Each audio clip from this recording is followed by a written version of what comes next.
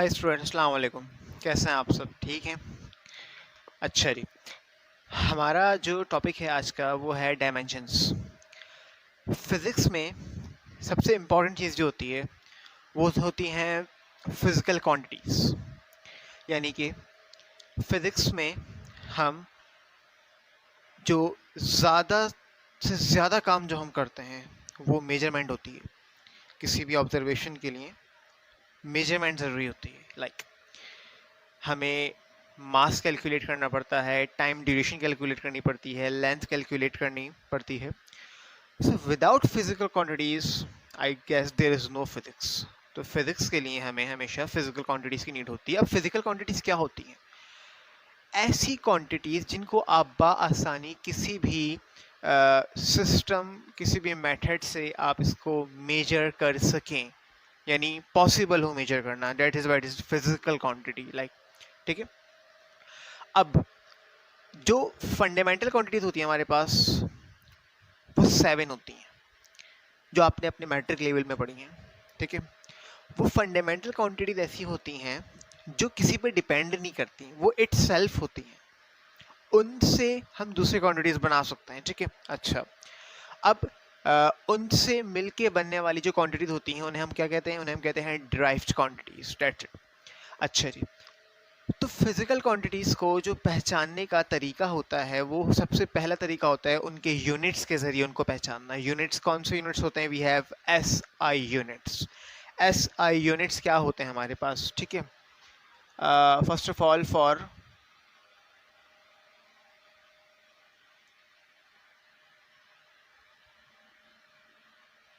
Physical quantities,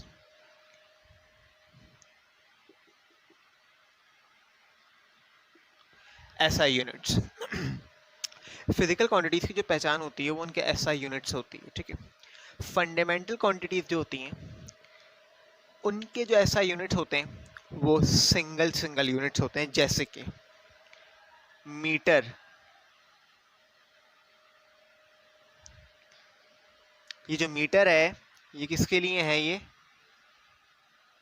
length के लिए। Similarly kilogram होता है मास के लिए, सेकंड होता है टाइम के लिए, और आपके पास लिस्ट मौजूद होगी जो आपने मैट्रिक में पढ़ी होगी जिसमें 7 फंडामेंटल क्वांटिटीज होती हैं, उनके यूनिट्स होते हैं। तो अगर आपसे कहा जाए कि ये लिखा हुआ है एम्पियर, एम्पियर ऐसा यूनिट है कौन सी फिजिकल क्वांटिटी का? Electric current. तो इस तरह हम किसी भी फिजिकल यूनिट किसी भी यूनिट से, ऐसा यूनिट से हम फिजिकल क्वांटिटी की पहचान करते हैं। ठीक है। अच्छा जी। ये तो एक तरीका होता है फिजिकल क्वांटिटी को पहचानने का, जो कि स्टैंडर्ड है। स्टैंडर्ड मतलब है international system. System international the unit, ये फ्रेंच एक्रोनियम है, एसआई सिस्टम। ठीक है। पूरी दुनिया में ये सिस्टम फॉलो होता है। हम सिस्टम को चेंज नहीं कर सकते। ठीक है। Wherever you are, like you are in America और इन पाकिस्तान, तो आप सेम स्टैंडर्ड को फॉलो करते हैं। ठीक है। अच्छा जी। और अब हम बात करते हैं डायमेंशंस की। जिस तरह किसी फिजिकल क्वांटिटी को पहचानने के लिए ऐसा यूनिट का इस्तेमाल होता है, इसी तरह अब देखें जितनी ज़्यादा फिजिकल क्वांटिटीज उनके उतने ही यूनिट्स। तो बहुत सारे यूनिट्स हैं, तो सबकी एक अलग अलग पहचान है। अब एक आसान तरीका, एक अनदर स्टैंडर्ड वे, एक और स्टैंडर्ड तरीका जिसको डायमेंशंस कहते हैं। वो डायमेंशन जो है हमारे पास बहुत सारी हमने 3 फिक्स कर ली। वो 3 क्या है? नंबर 1 लेंथ, नंबर 2 मास, नंबर 3 टाइम। ये 3 डायमेंशंस हमने फिक्स करी। इन 3 को क्यों फिक्स किया? वो 3 क्यों? लेंथ, मास, टाइम, इनको क्यों फिक्स किया? किस चीज के लिए बात कर रहे हैं? We are talking for dimensions. हमने डायमेंशंस की जब बात करी तो हमने 3 क्वांटिटीज को फिक्स कर दिया। क्यों? क्योंकि ये 3 जो हैं ये मोस्ट फंडामेंटल हैं, ये किसी पे भी डिपेंड नहीं करती और हर फिजिकल क्वांटिटी में ये मिलेंगी आपको। हर फिजिकल क्वांटिटी इन तीनों पे या कोई दो या किसी एक पे लाजमी डिपेंड करेगी, यानी कि अब हमारे पास स्टैंडर्ड फिक्स हो गया, वो क्या है, लेंथ मास टाइम। लेकिन एक नया नाम दे दिया, एक नए तरीके को, उसको डायमेंशन का नाम दे दिया। डायमेंशन जो होती है इसके लिए सिंबल होता है ये स्क्वायर ब्रैकेट। ये स्क्वायर ब्रैकेट एक सिंबल है डायमेंशन को इस्तेमाल करने के लिए। अब डायमेंशन क्या है देखें, लेंथ। लेंथ का ऐसा यूनिट क्या होता है, मीटर होता है। लेंथ की जो स्टैंडर्ड डायमेंशन है वो है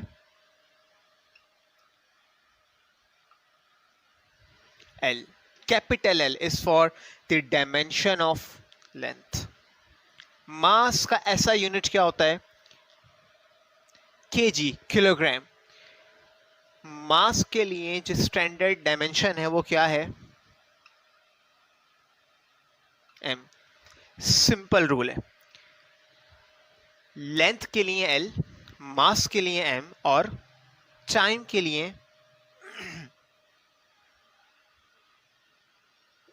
capital T। Length, mass and time, ठीक है। तो डायमेंशंस क्या हैं, L, M, T। तो L, M और T जो होती हैं हमारे पास वो ये फिजिकल डायमेंशंस होती हैं, ठीक है। तो ओवरऑल अभी हमने यहाँ क्या देखा वो हम यहाँ दोबारा देख लेते हैं, ठीक है। देखें, हम बात कर रहे हैं डायमेंशंस की। डायमेंशन क्या है, सबसे पहले हम देखते हैं फिजिकल क्वांटिटीज़ क्या हैं। फिजिकल क्वांटिटीज़ को पहचानने का पहला तरीका क्या होता है, SI यूनिट्स होते हैं, system international the units, okay. अच्छा, उनके ज़रिए लाइक मीटर और एम्पियर वगैरह हम यूनिट्स को पहचानते हैं, ठीक है। अब एक और स्टैंडर्ड तरीका जो थोड़ा और इजी है, जिसमें चीज़ें ज़्यादा बिखरी भी नहीं है, we have just 3 symbols L, M and T। अब L, M और T से हम पहचानेंगे कि कौन सी फिजिकल क्वांटिटी की बात हो रही है। अब देखें, अगर आप बात कर रहे हैं डायामीटर, रेडियस, सर्कमफेरेंस, डिस्प्लेसमेंट, अब ये सारी चीज़ें किस में मेजर होती हैं, या तो मीटर में होती हैं, या किलोमीटर में होती हैं, या इंचेस में, या फुट में। In fact when we talk about long distances in space we use light year as a unit for distance. So जो light year है वो भी एक यूनिट है। अब यहाँ light year हो गया, इंच हो गया, फुट हो गया, जितने भी हमने यूनिट्स इस्तेमाल किए हैं, लेकिन वो सारे के सारे यूनिट एक ऐसी क्वांटिटी के हैं जो नेचुरली लेंथ है। तो उसकी जो डायमेंशन है वो कौन है, उसकी डायमेंशन है L, ठीक है।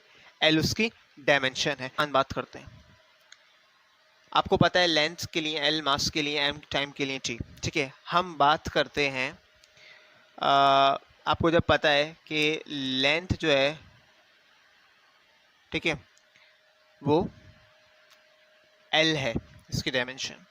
अगर मैं आपसे पूछूं कि एरिया की डायमेंशन क्या है, तो एरिया की डायमेंशन कैसे पता चलेगी, पहले आप जाएंगे इसका ऐसा यूनिट पे। इसका ऐसा यूनिट क्या है, इसका ऐसा यूनिट जो है हमारे पास वो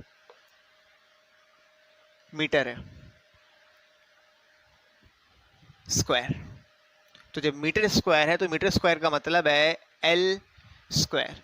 तो L स्क्वायर जो है वो एरिया की डायमेंशन हो गई। सिमिलरली वॉल्यूम, वॉल्यूम क्या होता है, 3 डायमेंशनल होता है। मैथमेटिकली या फिजिकल डायमेंशन की बात करें, स्पेस में बात करें, तो ये 3 डायमेंशन होता है, जिसका यूनिट होता है मीटर क्यूब। तो इसकी डायमेंशन क्या होगी भाई, इसकी डायमेंशन होगी L क्यूब। बहुत आसान है, ठीक है। अच्छा, ये तो बहुत आसान चीज़ थी। अच्छा, इसमें यहाँ तक तो मैंने बता दिया था, मैंने ये बता रहा हूँ। डिस्प्लेसमेंट मैंने लिखा है, डिस्प्लेसमेंट क्या है भाई, डिस्प्लेसमेंट का यूनिट मीटर होता है, इसकी डायमेंशन क्या हो जाएगी, L हो जाएगी। अच्छा, अब आप यहाँ देखें, यहाँ एरिया और वॉल्यूम ये डिराइव्ड हो गया था क्योंकि ये एक से ज़्यादा फंडामेंटल से बना था, लाइक लेंथ इनटू लेंथ, यानी 2 डायमेंशंस को हमने मल्टीप्लाई कर दिया। अगर हमारी क्वांटिटी 2 या 2 से ज़्यादा क्वांटिटीज़ का प्रोडक्ट है, या प्रोडक्ट और डिवीजन है, तो फिर वो डिराइव्ड क्वांटिटी बन जाती है। तो यहाँ पे ये डिराइव्ड हो गया, ये फंडामेंटल हो गया। Now this one speed. What is speed? Distance covered per unit time. Distance किसमें मेजर होगा? मीटर में. टाइम होगा सेकंड में. तो मीटर के लिए एल है, सेकंड के लिए टी है. L over T, L T inverse. क्यों नहीं समझ आई बात? दोबारा देखो. डिस्टेंस का यूनिट क्या होता है? मीटर. Metre metre metre. अब देखो यहाँ बात हो रही है डिस्टेंस की. डिस्टेंस का यूनिट क्या है? मीटर. तो आप ये याद रखो कि मीटर स्टैंडर्ड एसआई यूनिट किसका है? लेंथ का है. तो लेंथ की डायमेंशन क्या है? एल. सेकेंड किसका यूनिट है? टाइम का. टाइम की डायमेंशन क्या है? T. So L over T, L over T is L T inverse. बहुत आसान है. ठीक है.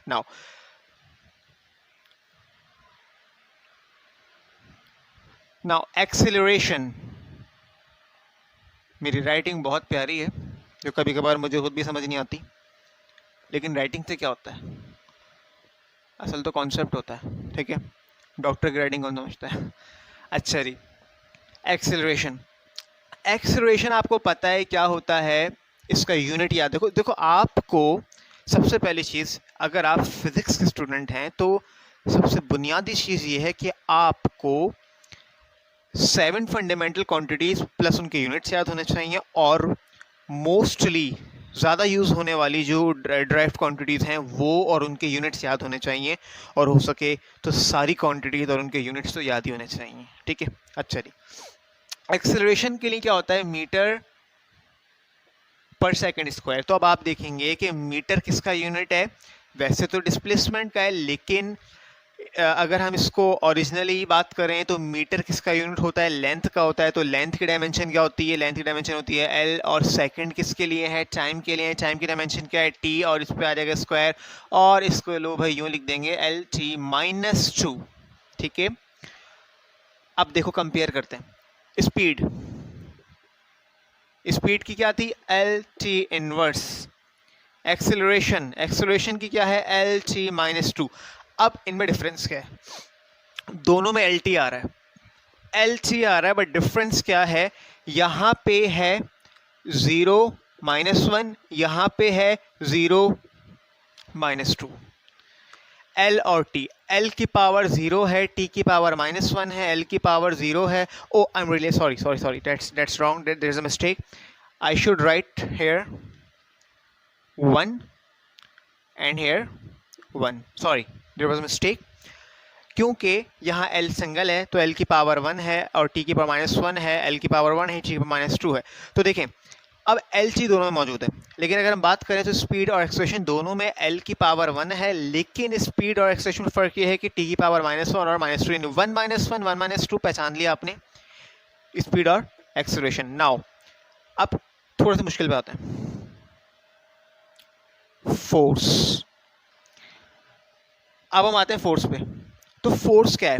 फोर्स जो है वो होती है F इक्वल्स टू ma. माँ. अच्छा जी. तो ये जो ma है ये क्या है? ये माँ नहीं है, ये ma ही है. अच्छा जी. तो m इस्तेमाल होता है मास के लिए, और मास का यूनिट होता है kg. kg1 kg2. अच्छा जी. और a फॉर एक्सेलरेशन. एक्सेलरेशन क्या होता है? Metre per second square. तो भाई केजी क्या है? आपने बचपन में पढ़ी है ना, kg1 kg2. ये वो kg नहीं है. kg किलोग्राम किसका यूनिट है? मास का. मास की डायमेंशन क्या है? m. सेकेंड की डायमेंशन क्या है? टी पे स्क्वायर आ रहा है, ये हो जाएगा टी स्क्वायर, और इसको लिख दो mt-2. केजी के लिए m आ गया बिकॉज केजी जो है वो मास का यूनिट है. ठीक है. नाउ अगेन यहाँ थोड़ी करेक्शन करनी पड़ेगी मुझे. एक्सेलरेशन का यूनिट क्या होता है? मीटर पर सेकंड स्क्वायर. मीटर मैंने यहाँ पे एक चीज़ मिस कर दी है, मुझे यहाँ लिखनी चाहिए थी m. मीटर किसका यूनिट है? लेंथ का. लेंथ की डायमेंशन क्या है? l. नीचे क्या है? Second square. टाइम के लिए टी स्क्वायर. अब इसको मैं यूँ लिखूंगा ना, थोड़ी सी गलती हो गई, माफ़ कर देना भाई. ml t-2. ठीक है. तो फोर्स में तीनों पैरामीटर शामिल हो रहे हैं, एम एल और टी. तो हम यहाँ पे बात कर रहे हैं फोर्स की, जो थोड़ी बहुत गलती हुई जिसके लिए माफ़ी चाहता हूँ, मैं थोड़ी करेक्शन कर दी है. किलोग्राम मास के लिए होता है, इसकी डायमेंशन m होती है, और मीटर जो है वो लेंथ के लिए होता है, इसकी डायमेंशन एल होती है, और सेकंड टाइम के लिए होता है तो उसकी डायमेंशन टी और T B square M L T minus 2। यहाँ तीनों पैरामीटर शामिल हो चुके हैं एम एल टी। तो अगर आप इसकी पावर्स चेक करें तो ये हो जाएगा 1 और -2। अच्छा अच्छा, अगर आप एक स्टैंडर्ड लेना चाहते हैं ना कि हर जगह आप m को भी शामिल करना चाह रहे हैं, l को भी, t को भी, तो मैंने जो ऊपर लिखा था ना 1 और -1, तो आप इसको यूँ लिख सकते हैं 0 1 -1 0 1 -2। 0 1 -1 क्यों मैंने कहा, क्योंकि भाई 0 मैंने इसलिए लिखा क्योंकि m यहाँ है नहीं, तो m 0 हो जाएगा, लाइक 0 1 -1 0 1 -2। ये एक आसान तरीका समझ जाओगे, आप समझ जाओगे आसानी से, ठीक है। यहाँ पे क्योंकि सारे मौजूद है तो 1 1 -2, ठीक है। चलो एक आध और देख लेते हैं। चलो इसकी बात करते हैं टॉर्क। ये टॉर्क क्या होता है?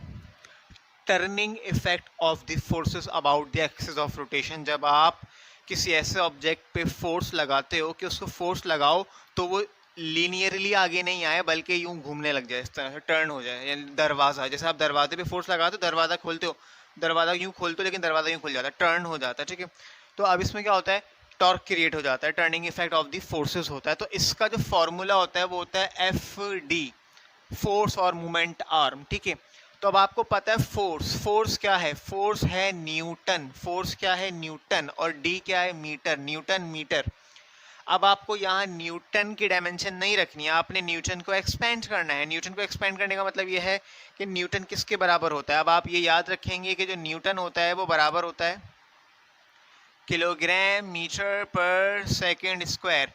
ये कैसे आया अभी बता रहा हूँ, जो मल्टीप्लाई बाय मीटर। यहाँ साइड में देखो इधर, F equals to M A, M का मतलब है किलोग्राम, एक्सेलरेशन का मतलब है मीटर पर सेकेंड स्क्वायर। तो ये ओवरऑल बराबर किसके हो गया, न्यूटन के। ये लो मैंने मिटाई दिया इसको, हद हो गई। अच्छा, तो ये इससे इसके न्यूटन के बराबर हो गया हमारे पास, ठीक है। ये डिवाइड नहीं है भाई, ये बराबर है न्यूटन के, ठीक है। अच्छा, तो यहाँ पे ये आ जाएगा। नाउ अब ये क्या बन रहा है, ये बन रहा है किलोग्राम, इसको मिटा दो, कंफ्यूज कर रहा है, कचरा हो रहा है थोड़ा, मीटर स्क्वायर पर सेकंड स्क्वायर। अच्छा जी, किलोग्राम किसका यूनिट है, मास का, मास की डायमेंशन क्या है m। मीटर किसका यूनिट है, लेंथ, लेंथ की डायमेंशन क्या है l, l पे स्क्वायर। सेकंड किसके लिए, टाइम के लिए, टाइम की डायमेंशन क्या है t, t पे स्क्वायर। नाउ क्या बन जाएगा, m l square t minus 2। तो इसकी पावर्स क्या हुई, 1 2 -2, 1 2 -2, नंबर से याद कर लो। 1 2 -2 किसके लिए, टॉर्क के लिए, ठीक है, डेट्स इट। अब बात करते हैं एंगुलर मोमेंटम की। अच्छा, मैं ज़्यादातर ये वो बता रहा हूँ जो पास्ट ईयर में पेपर में आए हुए हैं, ठीक है। तो ये मत समझना मैं वो करा रहा हूँ जो मुझे आता है, जो मुझे नहीं आता वो मैं नहीं करा रहा भाई। तो करने को तो सभी आ सकते हैं, ऐसी बात नहीं है। तो अगर किसी को कोई चीज़ कोई पूछना हो जो मैंने यहाँ नहीं बताया तो आप मुझसे पूछ सकते हैं, मैं उसका भी आपको बता दूंगा इंशाल्लाह। एंगुलर मोमेंटम, एंगुलर मोमेंटम, ठीक है। एंगुलर मोमेंटम का सिंबल हम ये एल यूज़ करते हैं और इसका फॉर्मूला होता है एम वी आर। यानी कोई ऑब्जेक्ट अगर सर्किल में घूम रहा है तो सर्किल में घूमने की वजह से उसमें जो मोमेंटम होता है वो एंगुलर मोमेंटम होता है, ठीक है। अच्छा, दोनों मोमेंटम होता है उसमें, याद रखना। लीनियर भी होता है, लाइक इस तरह से ऑब्जेक्ट मूव कर रहा है तो ये जो ऑब्जेक्ट है इसका इस डायरेक्शन में जो मोमेंटम है वो लीनियर है, ठीक है। और because of this factor which is radius, तो इसकी वजह से जो मोमेंटम आता है वो कौन सा होता है, वो एंगुलर मोमेंटम होता है, ठीक है। यानी कि इसको मल्टीप्लाई कर दो आर से तो ये हो जाएगा आपका एम वी आर। तो जो एंगुलर मोमेंटम होता है बेसिकली ये इसको हम कह सकते हैं कि ये, हाँ, क्रॉस प्रोडक्ट होता है लीनियर मोमेंटम का और रेडियस वाले वेक्टर का, ठीक है। अच्छा जी, तो इनके नतीजे में हमें एंगुलर मोमेंटम मिलता है। अच्छा, तो अब यहाँ पे ये जो एम वी आर है, आपको पता है एम का मतलब है मास, मास का मतलब है केजी, वी का मतलब है वेलोसिटी, वेलोसिटी का मतलब है मीटर पर सेकंड, आर का मतलब है रेडियस, रेडियस का यूनिट क्या होता है, मीटर, ठीक है। अच्छा, ये हो जाएगा आपका के जी मीटर स्क्वायर ओवर, इसको मिटा देते हैं, ठीक है, समझ गए थे उसको, ओवर, अच्छा, किलोग्राम मीटर स्क्वायर पर सेकंड। किलोग्राम मास का यूनिट है, मास की डायमेंशन जो है वो m है, मीटर लेंथ का है, लेंथ डायमेंशन एल स्क्वायर है, और ये टी। अच्छा मैं यहाँ कहीं स्क्वायर ब्रैकेट नहीं लगा रहा लगा ले तो अच्छी बात है, लेकिन कहीं कहीं नहीं लगे हुए होते तो उससे भी कोई इशू नहीं है, क्योंकि आप तो ऑब्जेक्टिव सॉल्व करेंगे तो उसमें वो इशू नहीं है लगे हो या नहीं लगे हो। लेकिन अगर आप ऑब्जेक्टिव के अलावा सॉल्व कर रहे हो तो कोशिश करें कि आप यहाँ स्क्वायर ब्रैकेट लाजमी लगा दें, ठीक है। अच्छा तो ये हो जाएगा आपका M L square T minus one, यानी कि 1 2 -1 and these are the numbers, that's it. अच्छा अब आपने करना ये है कि मैंने चंद कुछ बता दिए यहाँ पे। अब आपने करना ये है कि अब आपने अपनी टेक्स्ट बुक उठानी है टेक्स्ट बुक उठानी है, पास्ट ईयर उठाने हैं। अगर आप ई कैट या एम डी कैट की प्रिपरेशन कर रहे हैं तो पास्ट टेस्ट पेपर तो उठाएं आप, ठीक है। उनमें जितनी डायमेंशंस के सवाल आए आप उनको सॉल्व करें, और जितनी क्वांटिटीज आप सॉल्व कर सकते हैं आप तमाम, जितने क्वांटिटीज़ का मतलब है बेसिकली जितने भी हमारे पास फार्मूलाज हैं, जैसे मैंने टॉर्क की बात की, फोर्स की बात की, तो ये सारे बेसिकली वो ड्राइव्ड क्वांटिटीज हैं। फंडामेंटल की तो बात ही नहीं होती, ड्राइव्ड की बात होती है, क्योंकि ड्राइव्ड के लिए हमें बनाना पड़ता है डायमेंशन वगैरह को। तो आप जितनी भी क्वांटिटीज़ को सॉल्व करें, डायमेंशंस निकालें, बड़ा आसान तरीका। अगर किसी को कोई प्रॉब्लम हो तो भाई वो मुझसे डिस्कस कर सकता है, मेरे फेसबुक पेज पे मुझे मैसेज करके मुझसे डिस्कस कर सकता है, देन मैं उसकी इंशाल्लाह ज़रूर हेल्प करूँगा उस चीज़ में। अच्छा डायमेंशन तो एक जगह आ गई सॉल्व करने के लिए, ठीक है। अच्छा इसी तरह से ये जो अब मैं बात बता रहा हूँ इसका ऑब्जेक्टिव से कोई ख़ास ताल्लुक नहीं हो सकता, लेकिन अगर हो जाए किसी तरीके से तो फिर आप उसको सॉल्व कर सकते हैं।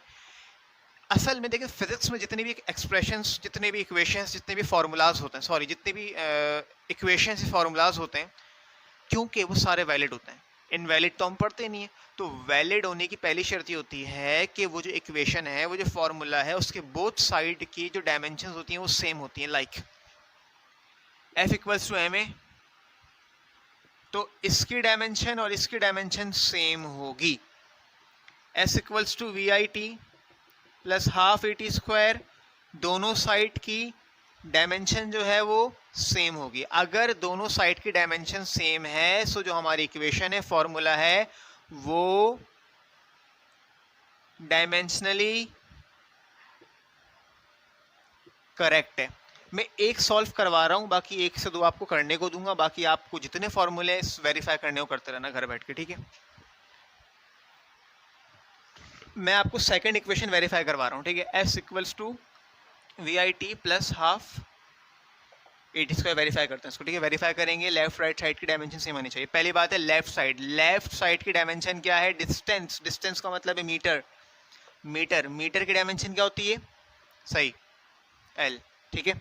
अच्छा जी राइट साइड पे आता है। राइट साइड पे पहले क्या लिखा हुआ है? We I. वी आई का मतलब है इनिशियल वेलोसिटी, और वेलोसिटी का यूनिट क्या होता है? मीटर पर सेकंड। मीटर पर सेकंड में मतलब मीटर का मतलब है एल, सेकंड का मतलब है टी, ठीक है, क्लियर है? अच्छा जी उसके बाद क्या लिखा हुआ है? T, T for time. Time का यूनिट क्या होता है? सेकंड। टाइम की डायमेंशन क्या है? टी, सही। प्लस हाफ, फिर क्या लिखा हुआ है? ए का मतलब एक्सेलरेशन, एक्सेलरेशन मतलब है मीटर पर सेकंड स्क्वायर, मीटर का मतलब है एल, सेकंड स्क्वायर का मतलब है टी स्क्वायर। फिर क्या लिखा हुआ है? टी स्क्वायर, टी स्क्वायर का मतलब है सेकंड का स्क्वायर, और सेकंड का स्क्वायर का मतलब है अगर हम इसकी डायमेंशन लिखेंगे तो कैपिटल जी पे स्क्वायर, ठीक है। नाउ कैंसिल, कैंसिल क्या बचा? L plus L by two. अब याद रखना जब भी हम डायमेंशंस को सॉल्व करते हैं तो जो कांस्टेंट नंबर होता है इसको नज़रअंदाज कर देते हैं, इग्नोर कर देते हैं। तो इग्नोर का मतलब है कि अब अगर हम बात करें कि इस तरफ एल है, ठीक है, तो अगर मैं इसको सॉल्व कर लूँ ना मिसाल के तौर पर, तो सॉल्व करने से क्या होगा भाई? इधर 2 है, इधर 1 है, तो एलसीएम कितना आएगा? 2 आएगा, और हो जाएगा 2l प्लस एल, कितना हो जाएगा? 3l बाय 2, कितना हो जाएगा? 3/2l। नंबर मैटर नहीं करता, अगर स्क्रीन से आउट चला गया मैं इसको यहाँ लिख देता हूँ 3/2l। नंबर मैटर नहीं करता, दोनों साइड पे डायमेंशन सेम होनी चाहिए, l equals to l, this is dimensionally correct. इस तरह आपने करना क्या है? आपने जितने भी फार्मूलाज हैं, खुसूसन मैं एक बड़ा इंटरेस्टिंग फार्मूला दे रहा हूँ, वो आपने लाजमी प्रूफ करना है, और वो फार्मूला ये है, मैं ये मिटा रहा हूँ, ठीक है।